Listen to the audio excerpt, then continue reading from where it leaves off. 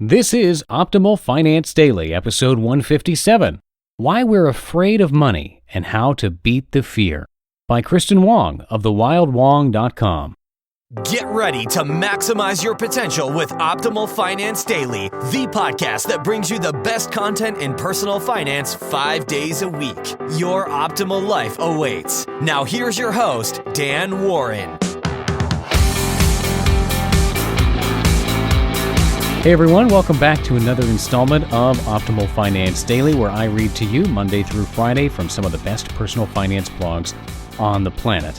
Today's post comes to you from Kristin Wong of wildwong.com, and if you have any authors that you'd like to hear from here on the show, swing by oldpodcast.com and put those requests in. Now, today's post builds a little bit off the last post I read from Kristin, so you might want to check that one out too. It's episode 137.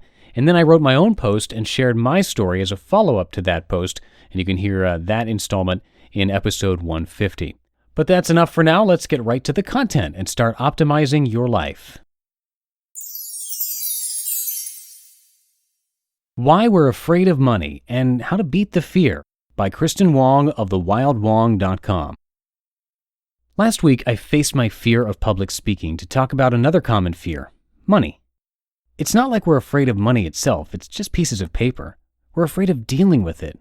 But why? I don't think it's because we're lazy or we're afraid of the work. I think at its core, the fear has to do with scarcity. Dealing with money reveals our struggle to balance what we can afford with the life we want. The idea that we can't afford the life we want is terrifying. A lot of us react to this fear with denial. We pretend money doesn't exist. We don't bother looking at our budgets. We don't learn about money. We keep buying crap we don't need. And maybe we even cope by telling ourselves money is evil and all rich people are greedy. I take this fear to the other extreme, though. Instead of financial denial, I idealize money. The irony of idealizing money. Growing up poor, I always thought money was the solution to everything. As a result, I allowed it to rule my life completely as an adult. Like a bad relationship, it got complicated. I started to prioritize it over everything else, even my goals and dreams. I made bad decisions because you're afraid of losing it. I was afraid of money because I was afraid of not being able to afford the life I want. Yet, ironically, I almost ditched the life I wanted several times because of money. When I got my first real job, for example, I felt like I struck gold. Sure, I was only making $24,000 a year, but that was a lot to me. For the first time in my life, I could afford things that were typically off limits, like Oreos. I felt lucky. I was grateful. One day, I got bored, though. Just to see what was out there, I started looking for jobs online, and I found one. I was qualified, it was a big technical writing firm, and it paid double. I applied for it just for giggles. I went to the interview just for giggles. To my surprise, I got the job. At this point, my decision should have been clear. Accept the job, progress in my career, buy more Oreos. But I hesitated. I was afraid to take it. What if the new job didn't work out? I kept wondering. What if I had no job? What if I end up with nothing? In a way, that fear kept me a willing prisoner of money. Fear ruled my life so hard I almost didn't take one of the biggest salary jumps in my career. In the personal finance world, they have a name for this. Scarcity mindset. After a few years of writing about money for a living, I feel like I understand my own relationship with it pretty well. I'd be lying, though, if I said I'm completely over that fear. It still comes up every now and then.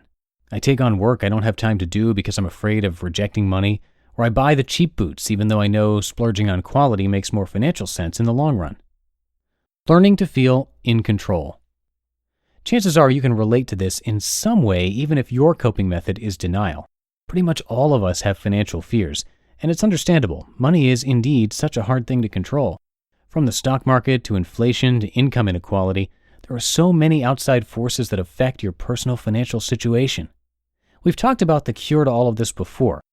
It comes down to putting yourself in control through tiny actions tied to larger, more meaningful goals. I've written about this in detail, and during Frugal's Road to Financial Wellness Tour, I talked about it at length.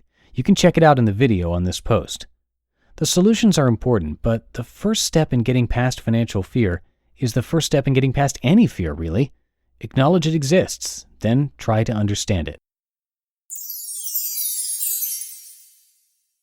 You just listened to the post titled Why We're Afraid of Money and How to Beat the Fear by Kristin Wong of the wildwong.com. And Kristin mentioned the scarcity mindset, and that's something that she wrote a whole post about, and that's the episode that I mentioned to you earlier, episode 137. And my post, titled Shaking the Scarcity Mindset and Shaking Things Up, added to that, and that's episode 150, if you want to check those out.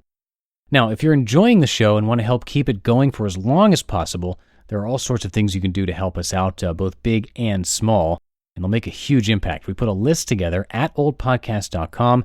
Just look for the How to Help page, or you can go directly to oldpodcast.com/support. We'd greatly appreciate it. And that's it for today, everybody. Have a great rest of your day, and I'll see you in 24 hours where your optimal life awaits.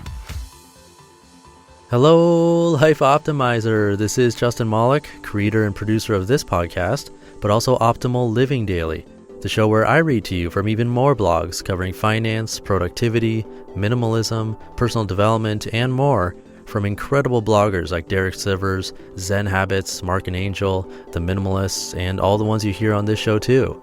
So if you enjoyed today's episode and like taking amazing blogs on the go, come on over to Optimal Living Daily and subscribe to that one too. And together, we'll start optimizing your life.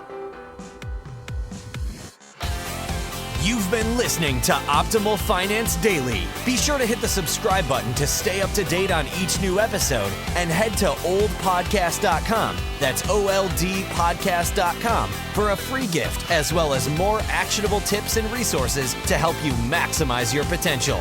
Thanks for joining us, and remember, your optimal life awaits.